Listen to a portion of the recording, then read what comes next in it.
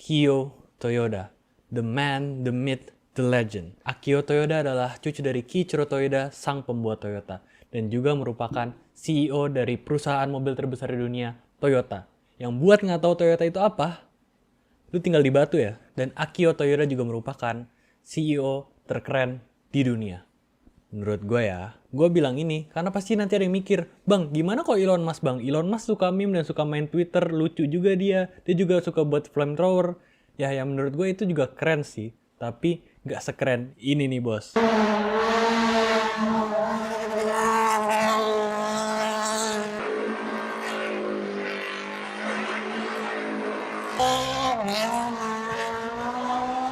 Yang lu pada lihat tadi, itu adalah Akio Toyoda, bos dari Toyota ngedrift di parking lot. Dan bos Toyota ini juga demen racing bos. Bahkan sampai sekarang, pas udah jadi bos teratas Toyota, dia masih lanjut racing. Itu kalau lu pikir-pikir agak gila gak sih? Itu tuh kayak, misalkan Real Madrid lagi main gitu ya. Terus tiba-tiba Benzema diganti. Nah Benzema diganti, ini siapa nih? Terus keluar-keluar tahu nggak siapa? Florentino Perez mau main bola bos. Tapi bedanya sama Florentino Perez, Akio Toyoda ini jagonya bukan main. Dia punya title Master Driver. Itu menurut gua title paling keren ya, Master Driver. Master Driver tuh maksudnya adalah test driver Toyota tingkat paling atas bos. Master Driver loh bos. Gue kadang aja kalau parkir di basement di mall gitu, kadang gue harus nyoba 2 kali, nggak sekali mundur gitu loh. Dan itu nggak keren banget, apalagi lu bawa pacar. Tapi untungnya gue gak punya pacar bos. They ask you how you are, you just have to say that you're fine when you're not really fine. But you just... Gue gak tahu kenapa gue ngomong itu. Itu bukan suatu yang harus dibanggakan sih. Jadi CEO otomotif terbesar di dunia ini adalah seorang yang suka racing, yang benar-benar suka mobil, yang passionnya memang di dunia otomotif. Dan menurut gue ini adalah tahun yang sangat-sangat excited buat para pencinta otomotif termasuk gue sendiri. Tapi Akio ini perjalanan dia jadi CEO yang suka balapan ini nggak segampang yang lu pada kira mungkin. Soalnya mungkin di sini ada yang ngira, oh dia cucunya dari yang punya Toyota gitu, yang buat Toyota. Ya dia gampang dong jadi CEO. Oh no, nggak segampang itu Ferguson. Lu tahu nggak dia perlu waktu yang lama banget buat jadi CEO. Nggak sekedar dikasih aja gitu sama bapaknya. Mau tahu ceritanya? Watch until the end of the video. Jangan lupa like dan subscribe karena itu bantu channel ini dan gua banget. Thank you. Jadi Akio Toyoda. Where do I start? Jadi Akio Toyoda ini dari kecil memang diajarin ayahnya untuk menjadi bisnismen Toyota. Karena nggak cukup tuh nama belakangnya untuk menjadi CEO Toyota. You have to earn it. Dan gue suka banget cara Toyota tuh mendidik penerusnya gitu. Karena dulu gue pernah belajar di kuliah, kalau misalkan cuma ada 13% bisnis keluarga yang berhasil diwariskan ke generasi ketiganya. Ya karena emang banyak faktornya lah. Mungkin karena emang anaknya nggak kompeten, bapaknya nggak bisa ngajarin karena terlalu sibuk gitu. Atau enggak emang anaknya passionnya beda gitu sama bapaknya. Tapi untungnya Toyota ini beda sama bisnis yang lain. Kalau misalkan nih anak ini kok kompeten, jadi depak aja bos. Jadi sebagai anak yang baik untuk mendapatkan restu bapaknya, Akio Toyoda ini pastinya harus apa dulu? Harus belajar dulu. Dan akhirnya dia kuliah sampai S2 di bidang finance. Dan setelah lulus, Akio Toyoda ini ngelamar kerja di Toyota. Tapi lucunya bapaknya nggak mau gitu awalnya Akio ini masuk ke perusahaannya. Karena bapaknya mikir nggak ada orang yang mau jadi bos dari anak CEO. Ngerti nggak? Jadi kalau misalkan lu jadi bos dari anak CEO kan secara title gitu ya. Secara title lu lebih tinggi. Tapi apakah lu lebih tinggi gitu loh? Karena kita semua tahu ini bapaknya CEO, bapaknya yang punya Toyota gitu. Kalau gue suruh-suruh terus dia ngambek itu baper dicepuin ke bapaknya, bukannya gue yang dipecat dari dia gitu. Kan gak enak gitu jadi bos dari Akio ini sebenarnya kan. Tapi akhirnya ya dia diterima juga lah masuk Toyota. Masa gak bisa masuk ke perusahaan keluarganya sendiri. Karena emang mungkin bapaknya Akio ini dia juga pengen ngajarin anaknya lah untuk berbisnis. Dan dia diterima sebagai junior manager, di mana dia harus climb the corporate ladder like everyone else. Dia kerja bareng sama karyawan Toyota biasa, dia bahkan makan di kantin bareng karyawan Toyota biasa, bahkan dia harus pipis bareng sama karyawan Toyota lain. Maksudnya bukan pipis bareng, maksudnya dia pipis di tempat yang sama. Jadi therefore tanda kutip bareng. Lu ngerti lah maksud gue. Dan dia lakuin itu sampai akhirnya masuk board eksekutifnya Toyota. Dan mau tahu nggak berapa lama dia nunggu buat masuk board eksekutif yang bapaknya sendiri punya perusahaannya gitu? Mau tahu nggak? 16 tahun. Ya, 16 tahun. Dia nggak ngerengek-ngerengek gitu ke bapaknya, Pak. Ini gue udah kerja berpuluhan tahun, masa masih jadi karyawan biasa di Toyota? Kan ini perusahaan gue, nama belakang gue Toyota ini. Enggak, dia nggak ngeluh gitu loh. Dia tetap nunggu kayak orang-orang lain yang akhirnya ya keterima juga, tapi nungguin 16 tahun. Agak sadis juga sih. Oke, jadi kita udah ceritain perjalanan Akio Toyoda yang dari karyawan biasa Toyota hingga masuk ke board of executive Toyota. Tapi apakah setelah masuk board of executive Toyota, dia udah jadi pecinta pembalap mobil gitu? Oh no. Ada tokoh yang sangat penting bagi dunia Akio Toyoda dan bahkan dunia otomotif sekalipun. Namanya adalah Hiromu Naruse. Jadi sedikit cerita fun fact lah tentang Hiromu Naruse. Jadi beliau tuh awalnya nge-apply di Toyota di 1963 sebagai akuntan. Karena dia bisa make alat yang digeser-geser gitu, apa namanya sih geser-geser itu? Oh, sempoa. Ya, sempoa. Karena dulu tahun segitu tuh, itu alat bukan main. Itu alat bisa ngeluncurin orang ke bulan dulu tuh. Sakti bener tuh alat emang. Tapi untungnya si Hiromu Naruse ini juga merupakan montir bersertifikat. Jadi daripada dia masuk akuntan gitu, jadi matematika gitulah, main sempoa, dia malah jadi test drivernya Toyota. Dan setelah berapa tahun jadi test drivernya Toyota, Hiromu Naruse ini udah jadi sensasi lah di Toyota. Jadi semua engineer, semua desainer mobil tuh pengen dengerin opini Hiromu Naruse ini tentang mobil-mobil mereka gitu. Soalnya emang kalau abis di test drive Hiromu Naruse tuh langsung tahu gitu apa kekurangan ini itu. Oh, udah jago banget lah istilahnya. Dan opini-opini dia menghasilkan mobil-mobil super legendaris seperti Mark IV Supra, Lexus LEV, dan bahkan Toyota MR2. Dan Hiromu Naruse ini nggak cuma terkenal di jajaran Toyota atau di Jepang aja gitu. Dia tuh terkenal sampai internasional. Bahkan test driver Ferrari nyebut Hiromu Naruse ini Nurmeister. Maksudnya adalah Meister of the Nürburgring. Nah, buat yang belum tahu Nürburgring itu apa, Nürburgring itu adalah test track sepanjang 20,83 km yang punya title Green Hell. Mau tahu kenapa namanya Green Hell? Karena track ini rimbun banget. Banyak pohonnya, banyak hewan-hewannya, udara segar, rimbun, tenang lah pokoknya di situ. Dan juga track ini membunuh 12 orang setiap tahunnya. Nah, itu kenapa namanya Green Hell. Ngerti? Walaupun dengan reputasinya yang sangat kejam itu, Naruse tuh masih ngotot buat test drive di Nürburgring ini. Karena itu merupakan filosofi dari Naruse itu sendiri.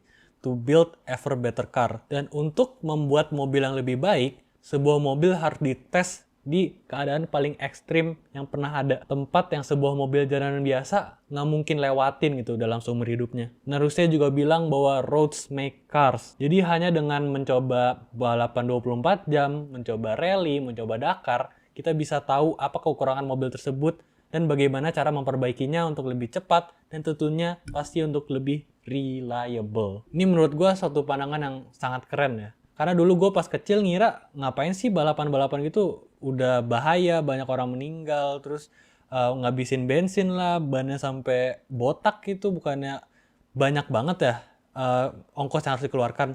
Terus gue juga lihat kayak balapan kayak 24 hour race gitu yang nonton dikit, jadi revenue-nya dapat dari mana? Dan ternyata racing is more than entertainment. Itu adalah kata-kata dari kakeknya Akio Toyoda itu sendiri, Kiichiro Toyoda, pembuat Toyota. Tapi pada tahun 2000-an, Toyota itu bukan perusahaan yang sama. Fokus Toyota pada waktu itu adalah menjual mobil yang laris gitu kemana-mana. Kayak misalkan kayak Prius, mobil hybrid, atau enggak Camry, mobil direktur perusahaan, dan juga RAV4 yang sebenarnya nggak masuk di Indonesia, tapi kurang lebih itu sekelas CR-V lah. Dan tentunya Hiromu Naruse melihat kondisi Toyota yang sekarang tuh sangat kecewa. Toyota yang dulu merupakan pusat mobil sport di Jepang dan juga pembuat mobil legendaris seperti Mark IV Supra mulai lupa identitasnya karena ingin menghibur para pemegang sahamnya. Namun, terjadilah pertemuan yang akan mengubah dunia otomotif selamanya. Sebuah pertemuan yang akan menghasilkan Gazoo Racing. Dan itu adalah pertemuan antara Hiromu Naruse dan CEO dari Toyota yang sekarang, Akio Toyoda. Dan mereka ketemuannya nggak adem ayam aja gitu. Nggak mentang-mentang Akio Toyoda ini sebenarnya udah jadi bosnya dari Hiromu Naruse. Hiromu Naruse tuh sopan-sopan gitu, atau enggak kayak, Pak boleh nggak nih Pak kita racingnya kita lanjutin lagi Pak gitu. Enggak. dia langsung kasar. Gue gak mau denger kata-kata lu ya. Lu jelas-jelas gak ngerti mobil dan gak bisa nyetir. Diem aja lu ya bocah ingusan. Ya ini sebenarnya gue parafrase, tapi you get the point lah.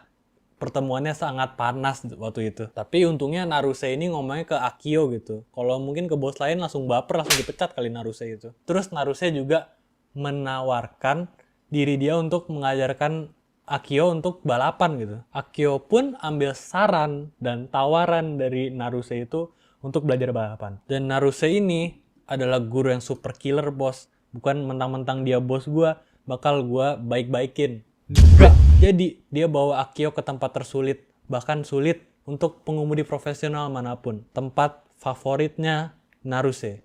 Ya, mungkin kalian tahu, kita akan ke Nürburgring.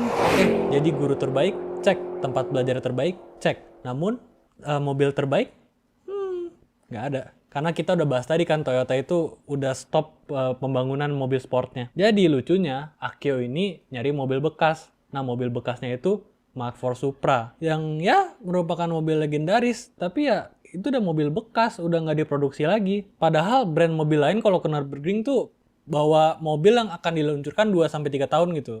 Mobil baru lah. Dan mereka belajar berapa bulan, dan akhirnya Naruse bilang nih, kayaknya nggak cukup nih kalau kita latihan-latihan doang. Kita harus racing juga bos akhirnya. Dan mereka langsung balapan di tempat tersusah dan format tersusah yang pernah ada. Ya, itu balapan 24 jam dan tracknya di Nürburgring. Balapan di mana mobil dites dari segi kecepatannya, segi reliabilitasnya, dan juga segi dari drivernya itu sendiri. Dan balapan di mana para pembalap pipis di mobil dan gantian sama pembalap lain untuk pipis di mobil juga.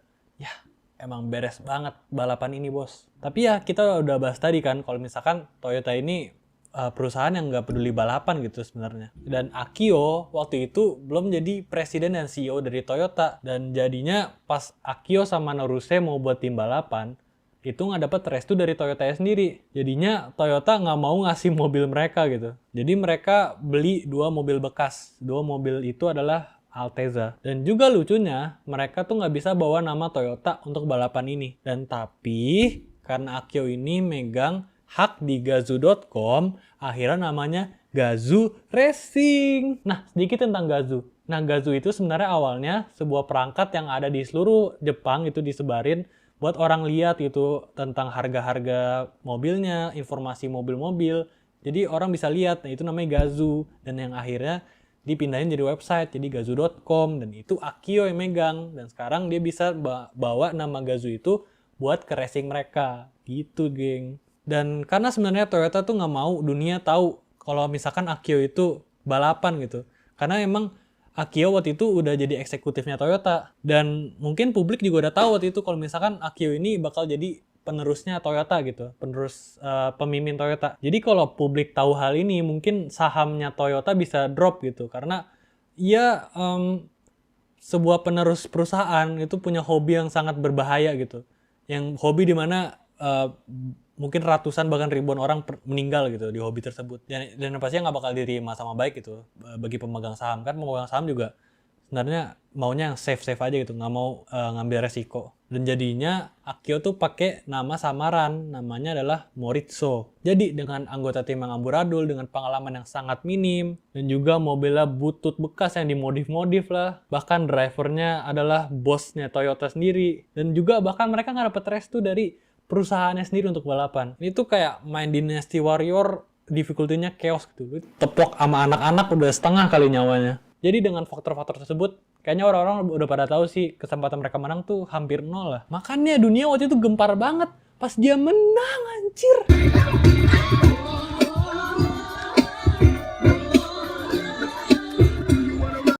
Tapi bohong. Ya kena tipu ya. Ya sebenarnya ranking mereka tuh jelek banget sih sebenarnya. Posisi mereka adalah 104 dari 110 peserta, dan di kelasnya mereka finish di 14 dan 16 dari 19 peserta. Tapi walaupun Naruse ini adalah guru yang killer gitu, tapi Naruse juga bilang pas Toyota itu kalah bahwa nyetirlah untuk belajar, bukan untuk menang. Karena emang tujuan dari ngelakuin 24 hour racing ini yang udah kita bahas tadi adalah untuk mengetes sebuah mobil itu kapabilitasnya sejauh apa gitu. Dan kalau mobil itu udah di-push jauh itu, pasti kita tahu kan kekurangan-kekurangannya apa, dan teknologi-teknologi yang harus kita kembangkan apa. Dan dari situ pasti teknologi tersebut bakal dipakai ke mobil-mobil yang lain. Dan itulah yang membuat sebuah mobil bisa reliable. Dan tahun depan, mereka ikut lomba lagi. Tapi kali ini mereka nggak sendirian. Mereka punya bantuan dari Lexus. Dan Lexus ini punya project namanya LFA. Sedikit tentang LFA, sebenarnya kalau mau bahas LFA lebih jauh tuh butuh satu video secara sendiri sebenarnya. Tapi buat yang nggak tahu, ya ini mobilnya. Mungkin kalian lihat, ya nggak terlalu cantik lah ya. Kecepatan max-nya juga cuma 325 km per jam dan 0 ke 100-nya 3,6 detik. Ya mungkin kedengarannya cepet ya, tapi pada masanya masih ada mobil yang jauh lebih cepat gitu. Dan dengan harganya yang mencapai $375.000, itu bukan harga yang murah ya. Itu tuh kalau dirupiahin 5,6 M. Tapi mobil ini disebut banyak orang sebagai mobil terbaik yang pernah ada. Bahkan Jeremy Clarkson yang mungkin kalian tahu, yang sangat kritis dengan mobil-mobil, dia bilang kayak gitu juga. Dan mobil ini juga punya suara mobil tercantik yang pernah ada. Nih coba dengerin ya.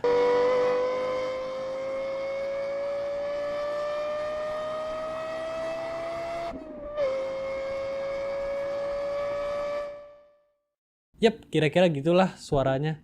Gue kalau misalkan lagi down gitu, lagi sedih, gue nyari aja di YouTube suara Lexus LFA, itu mood booster gue banget itu. Anyway, di tahun 2008 dan 2009, mereka menggunakan prototype LFA untuk balapan Nürburgring selanjutnya. Dan iya, pada tahun waktu itu, LFA belum jadi mobil yang keren gitu loh. Soalnya ya emang jadi prototype gitu. Jadi pas tahun 2008 sama 2009 ya Naruse cuma bilang ya kita cuma mau belajar aja gitu buat racingnya. Nggak usah mikirin banyak banget lah tentang menang-menang. Tapi di tahun 2010 pemikiran itu berubah. Kalau mereka mau membuktikan bahwa Toyota ini bisa membuat mobil sport terbaik di dunia, mereka harus menang tahun ini. Dan akhirnya mereka beneran menang. Dan ini gue nggak bohong. Beneran menang bro. Lihat aja di internet. Everybody want to know what I would do if I didn't win. I guess we'll never know.